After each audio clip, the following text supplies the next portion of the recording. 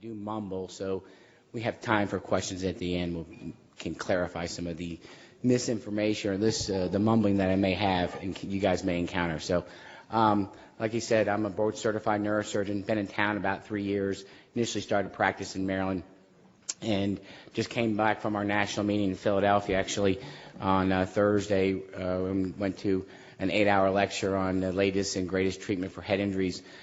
This one's going to concentrate mostly on severe head injuries and how we treat increased intracranial pressure to improve outcomes. But I'm sure most of your questions are going to be in regard to the minor head injuries, which are most commonly seen with the concussions in our high school athletes, professional football players. There's some new information on that seems to be pretty interesting, I think. Overview is there's about 50,000 deaths each year from fatal head injuries, 235,000 hospitalizations, and 1.1 million ER visits every year. Society cost is estimated at $48 billion annually in the United States. One thing to remember, though, is that it's important to remember that not all the injuries happen at the time of the impact. Time of the impact injuries are subdural hematomas, cerebral contusions, diffuse axonal injuries. But when they finally get to the hospital, my job is primarily to prevent the secondary injuries.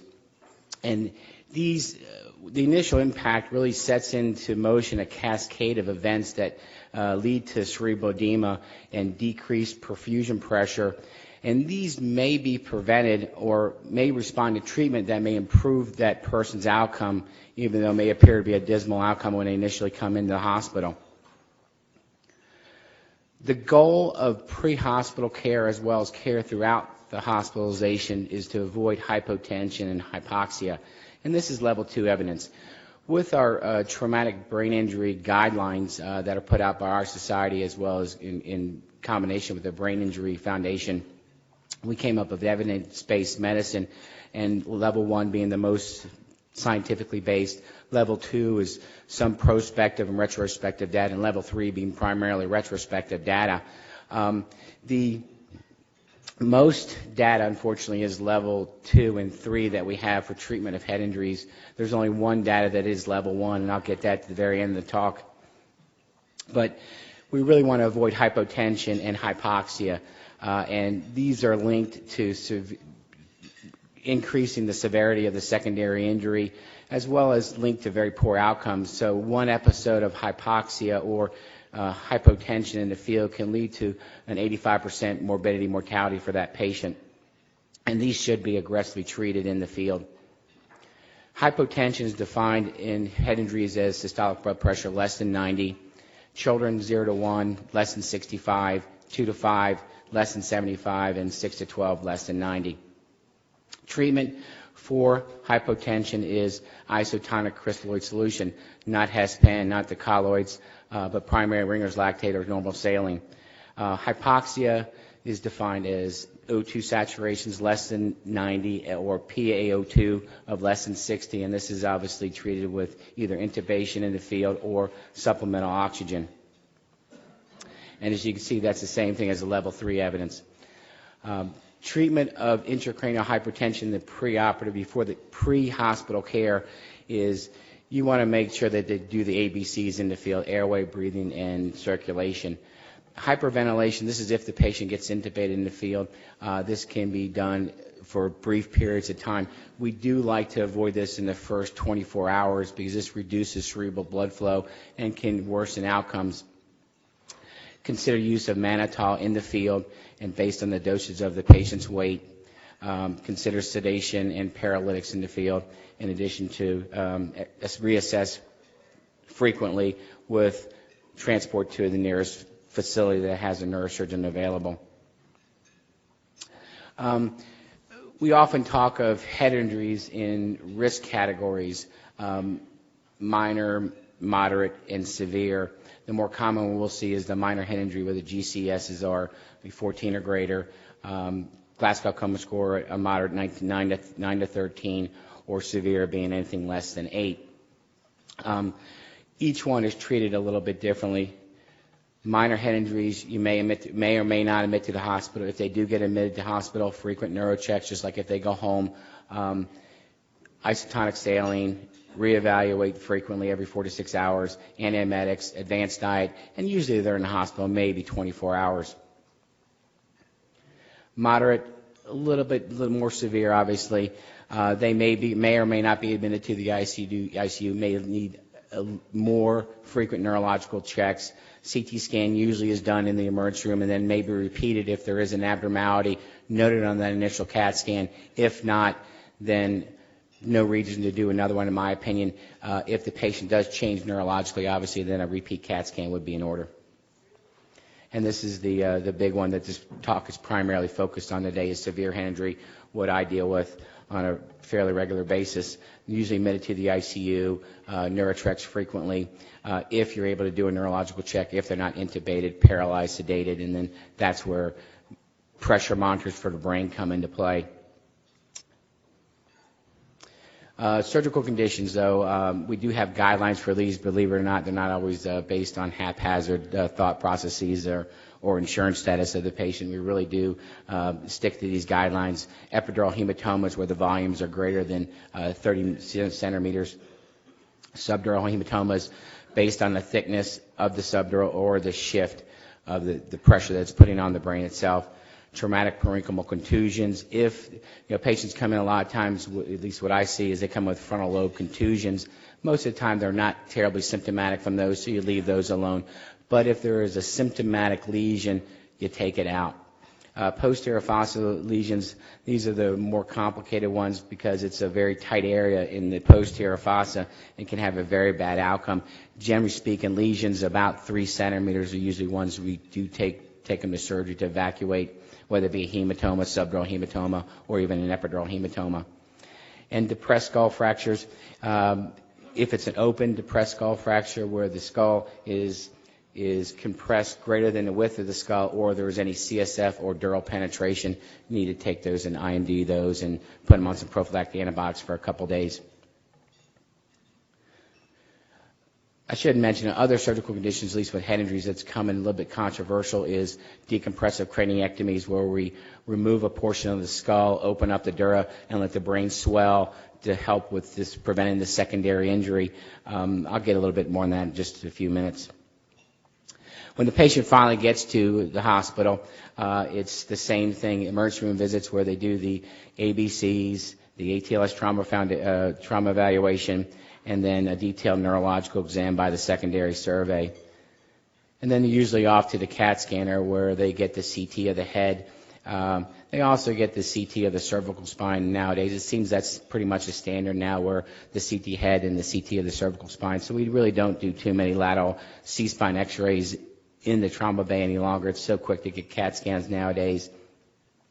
The MRI is really not a diagnostic test that we use in the initial trauma evaluation. We may use that down the road, maybe 3 to 5 days down the road, to diagnose a diffuse axonal injury. If the patient has low ICPs but does not have good neurological function, that's a high index of suspicion, but that's nothing we can treat surgically or medically. It's more of a radiographic diagnosis and to inform the families of the outcome.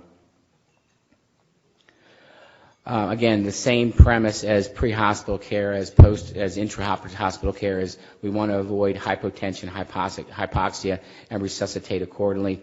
Frequent reassessment, and then depending on their glass calcosoma core and their neurological function, will determine if an intracranial pressure monitor is going to be placed to monitor the pressure of the brain. It's kind of like the Swan-Ganz catheter for the volume status. We really like to know what that is if we can't get accurate neurological exams. And this is why in residency as well as in private practice we get a lot of grief from nurses about sedation. We're not a big fan of it because it skews the neurological exam. Agitation is also a sign that the patient may be becoming hypoxic or some other issues. We don't like to mask that with sedation because I can't get a good exam, and it gets very frustrating. And nurses aren't very happy with that. And obviously, correcting the coagulation properties. The brain is high in thromboplastin, so when a severe head injury happens, that gets released, and they can go into DIC that requires fixing before any intervention can be done. Treatment of intracranial pressure is based on the Monroe-Kelly doctrine. The skull has basically three contents: brain, spinal fluid, and blood. And this is where the treatment of secondary injury comes into play. We can modify each one of these, maybe can potentially decrease the chance of that secondary injury. And so most treatments are based on modifying these three factors. The ventriculostomy, where we put a drain down into the ventricle, can drain spinal fluid. Hyperventilation can reduce blood flow, and mannitol can dehydrate the tissue. ICP monitoring is recommended for patients with GCS less than 8 or an abnormal CT scan, and this is level 2 evidence. Or if one or more of the following are noted at admission: patient greater than 40, unilateral or bilateral motor posturing, or systolic blood pressure less than 90. I also consider placement of intracranial pressure monitors if the patient is going to have to go to the OR where we can't get an accurate assessment initially of that patient neurologically. I will put it in before they go to surgery so the anesthesiologist as well as myself can know how we're going to treat this guy and to avoid the hypotension, hypoxia, and also treat intracranial pressure issues if they become a problem with either drainage of the CSF or with mannitol. The ICP monitoring devices that we have available, the old traditional is the ventriculostomy, still very effective in reducing intracranial pressure and very good at monitoring what the pressure is. We also have other devices such as intraparenchymal monitors, which are little probes that go into the white matter and can measure the pressure of the brain that way too, but you can't drain spinal fluid. We have other monitors that can go in the subdural, subarachnoid, or epidural space. These are not, I personally have never used those. I've either used the ventriculostomy or the parenchymal monitors. Monitoring the ICP, normal ICPs are 4 to 15. Elevated is a sustained pressure greater than 20. Now, when we cough or sneeze, it can go up to 30. So obviously, if you're if you're intubated, you can gag. It's going to increase it as well. Treatment thresholds, I treat it if the pressure stays sustained greater than 5 minutes for greater than 20, or if there's a combination where the patient gets worse neurologically, or there's a trend of the ICPs going upward, or doing follow-up CAT scans, we see worsening findings on the CT scan with cerebral edema. Ventriculostomy versus parenchymal monitors, there's advantages and disadvantages of each. A ventriculostomy, the advantage is obviously you can measure the pressure, you can allow for CSF drainage, and there's no monitor drift. The difficulties, however, people with severe traumatic injuries to the brain have diffuse cerebral swelling. That's why we're putting it in. The ventricles are very slit-like, can be very hard to hit. Or if the ventricles are very small and you get it in, you get spinal fluid back, you drain off a little bit, they collapse down on the ventricle and nothing comes out and you think it's not working anymore, but it's occluded by tissue. Also, if they have a lot of blood in their ventricle, it can be occluded by that as well, so it can be somewhat difficult to keep that functional. Parenchymal monitors are simple and easy to do. They're less invasive. The disadvantage, however, these monitors are fiber optics, and they have a tendency to drift higher the longer they're in. So usually after about 48 hours, 72 hours, the numbers can be somewhat unreliable about the pressure. Now, when we put an ICP monitor in, we're using it for a reason to measure intracranial pressure, but we want to maintain cerebral perfusion pressure. We want the brain to be perfused with blood, and the way we monitor that is by taking the mean arterial pressure minus the ICP equals the cerebral perfusion pressure, and we have a target number that we like to hit with that. This has changed over the last 10 years. 10 years ago, CPPs, we tried to get above 70 with aggressive fluid resuscitation as well as pressure agents to get the pressures really high above 70, keep that CPP above 70, but we found that led to ARDS, so now the numbers is above 50 but less than 70. Children, it's level 2 evidence shows them greater than 40. Treatment for me is more of an algorithmic approach for the ICPs. The first thing I look at, if they call me about the ICP, I want to make sure that they're adequately sedated. Their head of bed is elevated 30 to 45 degrees. It's straight. It's not turned to the side. Treat the pain, agitation, or any coughing. And then make sure the drain is functional. And then I'll use osmotic diuretics. At the same time, I will order a CAT scan to see if there's any increasing size of a lesion. So if a patient has a small intracerebral hemorrhage, small contusion, I want to know if that's gotten bigger. I will intermittently use hyperventilation. Occasionally we'll use barbiturate and then the decompressive craniectomies. And those are usually reserved for the patients that are refractory. They have, the way I typically decide to take the patient to surgery to remove their skull is based on how they present. If somebody comes in with a low GCS of like 3, which is essentially brain dead, the problem is the evaluation. Sometimes when I see them, they have already got the paralytic and they already got the sedation, so I can't get a good exam. So I have to rely on other people's interpretation of a neurological exam, and that may not be very accurate. So if I see a patient and get a good exam, if they come in with, say, a GCS of 6, 8, and they deteriorate and I can't see anything structurally that I can take out, I will perform a decompressive craniectomy on them on the side where the most cerebral edema is to improve their outcomes. But again, sometimes we talk about improving outcomes or survival. These patients are severely disabled most of the time after these aggressive management, and they may not be independent again, but there are some that we can save.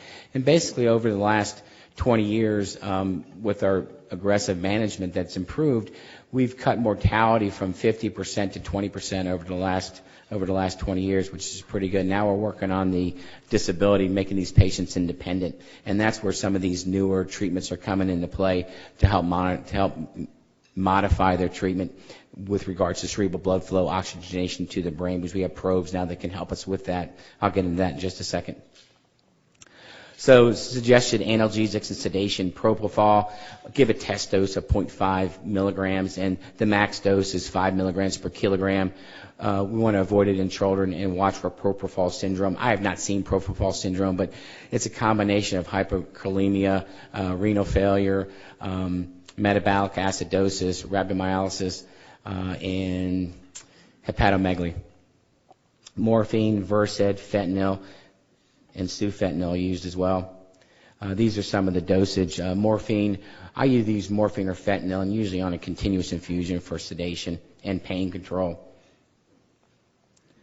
Now the osmotic diuretics, there's 2 of them out there now. Mannitol's been the old standby. We used to give it based on these dosage points, and that has not changed. That shows level 2 evidence, but you got to watch the blood pressure. That can lower it. You got to watch the volume status. It's interesting that mannitol was initially thought to be an osmotic diuretic, which it does do, dehydrate the tissue. But in brain injuries, what it does, it's actually in the first 20 minutes after it's given, it expands tissue volume, which lessens the hemoglobin, which lessens blood viscosity, which improves oxygenation to the brain. That lasts for about 20 minutes. Then the osmotic effects kick in. But it's a short-acting drug, and so we used to just schedule it every 4 hours. Now there's thought that you give it more frequently than that if you need to control ICP. So if I give it, say, at X time, and then 2 hours later the ICP is elevated again, I'll give it again. It hasn't been proven to be beneficial to give it as a continuous infusion. We do like boluses. The other medication out there is hypertonic saline. That's getting a lot of literature now because we're trying to figure out which one's a better agent. There's different strengths of hypertonic saline. There's 3%, 10%, and 23.7%. There's also a combination of sodium acetate along with 3% normal saline. We find that the hot salt lasts a little bit longer than the mannitol. So mannitol lasts maybe about an hour and a half to 2 hours, where we may get a longer stretch of ICP control with the hypertonic salines. The goal is to keep the serum osmol try to get up to less than 120. With the hypertonic saline, we want to get the serum sodium about 155. We're trying to push that. One of the data that came out recently I saw in this meeting I went to, they're really trying to push that envelope to 160. They think that may be the number that we want to hit with our severe head injuries. Hyperventilation used to be the mainstay for intracranial pressure management. Now we only use it as a temporizing measure because we know it reduces cerebral blood flow. So it's want to avoid in the first 24 hours when the patient comes in. It can be used in conjunction with drug intravenous O2 saturation monitors. These monitors have kind of fallen out of favor because they're hard to interpret, especially if the patient turns the head. It can misread a venous oxygenation. So we have these monitors now that are called brain tissue oxygen tension monitors, and they monitor the actual tension of oxygen in the blood, which is an indirect measurement of cerebral blood flow. It measures, it's based on being sure there's adequate oxygenation as well as glucose to the brain. If there's not, this number will become low, and there's thresholds to where we start treatment based on this. There's some controversy with this monitor because do you put it? It's not a global. It doesn't tell you everything that's going on in the brain. It only tells you what's going on within a 1.3 centimeter area of that parenchymal monitor. So it only, you put it in the white matter, about 1.3 centimeters around that is accurate. The problem is, where do you put it? Do you put it in normal brain because you want to save that, or you put it into the damaged portion of the brain because you want to save that? We're trying to work out those details. But it can help modify what you treat. So if the brain tissue oxygenation monitor goes less than 15 or 20, we think that may be the threshold. You may want to hypoventilate the patient to increase the cerebral blood flow, or you want to make sure that they have adequate oxygenation, checking ET tubes, checking oxygenation, basic things like that. Barbituric comas. This is usually a treatment of last resort. I would probably consider a decompressive craniectomy maybe before the barbituric comas. They're somewhat difficult to manage because you have to put them in burst suppression, which means you have to have a continuous EEG. Sometimes those are available at facilities, sometimes they're not. And this is how we treat it, basically, is you put EEG monitor and you want to slow down their cerebral metabolism and cerebral blood flow, which can affect their outcomes as well. Diffuse axonal injury, I suspect this. When a patient comes in fairly knocked off, their ICPs are low, poor neurological function, generally speaking, poor outcome. This is where an MRI comes in play later on down the road. Some additional therapies that we have available to us, the brain tissue oxygenation monitor and hypothermia. Hypothermia gets a lot of press just because of it's been used in spinal cord injuries as well as head injuries, and maybe a little bit more effective in kids than it is in adults. The problem is we haven't had a we don't know what the actual temperature should be of the body. Again, the brain tissue oxygenation, our threshold is about less than 15. That needs to be treated.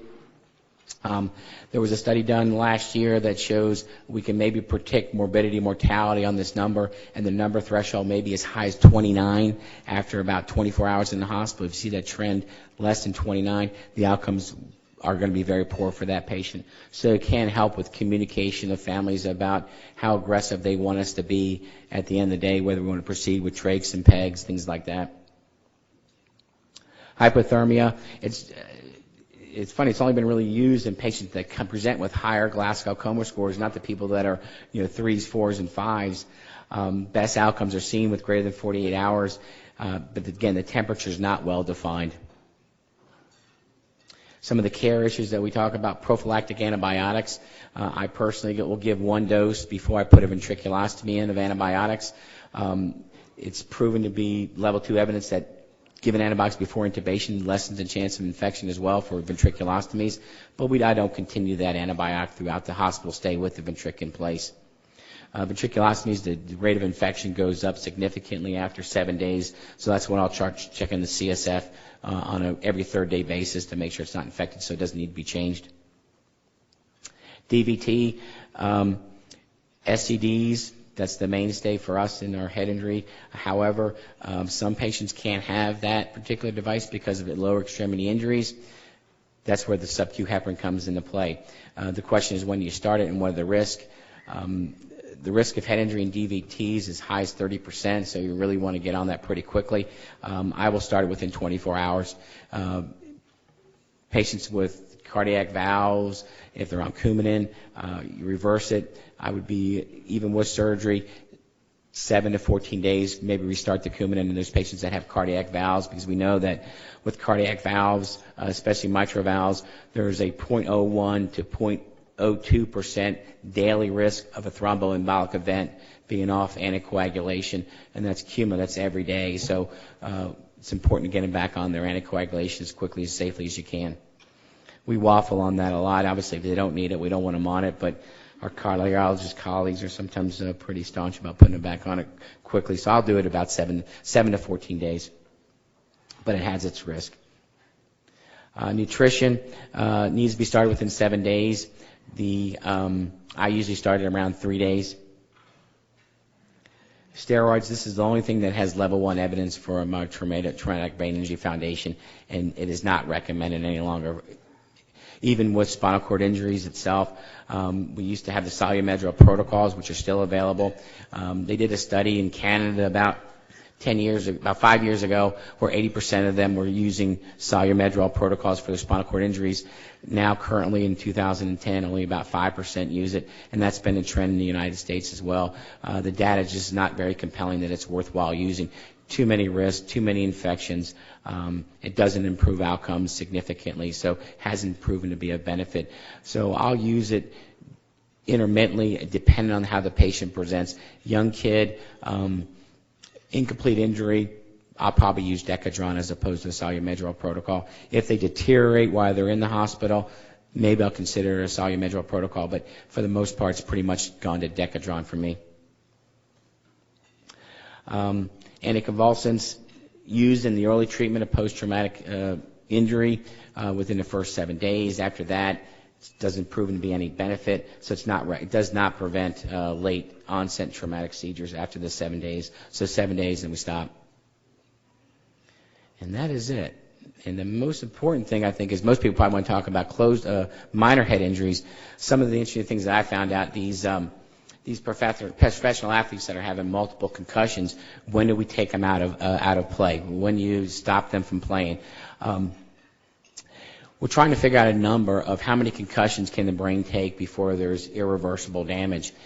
We find that 3 concussions leads to a 3-fold increase in depression. We find 3 concussions or more lead to a 19-fold increase in dementia at an early age. And this is the most famous person, I think, is a guy named Mike Webster, was I think offensive lineman for the Pittsburgh Steelers, and became destitute at age 50 and committed suicide. And this started the NFL ball rolling and following up on all their athletes over the last 50 years, and finding out that a lot of these former athletes are prematurely demented, depressed at a young age. And so we're trying to implement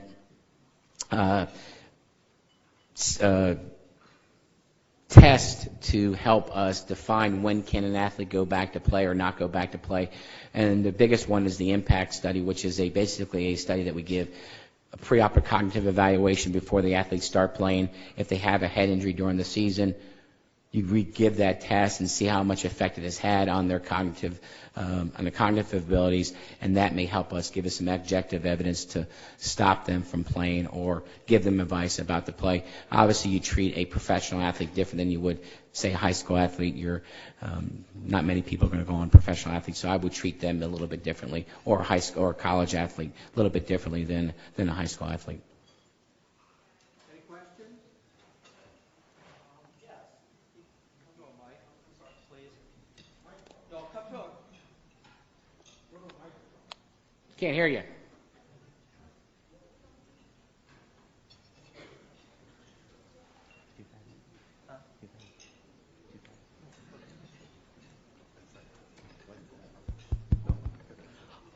You completely confused me about steroids. I think you said they were contraindicated. No one gave Solu-Medrol anymore, but you did give Decadron. Can you clarify that? Well, it depends on the injury. We know steroids work for vasogenic edema, for like brain tumors, but we don't use it for head injuries. Spinal cord injuries, a little bit different story. The high dose Solu-Medrol, which is 32 milligrams per kilogram initial bolus, and then 5.4 for the next 24 hours in a continuous infusion. We find that increases the risk of infection and doesn't improve their neurological outcome. So we'll use intermittent Decadron. I'll use 4 milligrams Q6 like I would for a brain tumor to help maybe stop some of the cytogenic edema associated with a traumatic injury to the spine, to decrease the swelling and secondary injury. Don't know quite all the mechanism of action of that, but you feel like you want to do something. Now, what we're doing studies on now is emergent surgical decompression of a compressive lesion in addition to the steroids, not a Solu-Medrol, but a Decadron. We're finding that that may be the best way to go. We do it for brains already when they have a compressive lesion like a subdural, but with the spinal cord, we have to prove it in outcomes. And we're trying to figure out what the window is to operate. Is it better to wait 72 hours, or is it better to do within 6 hours or 24? The literature is thinking now maybe it's within 24 hours. What is the practical difference between Solu-Medrol and Decadron? The strength and the continuous infusion of it. So Decadron's a little bit stronger, but the amount of dosage you get of the Solu-Medrol is just huge. Okay. Thank you. Hmm? Any other questions? Super. We'll move on. Okay, thanks.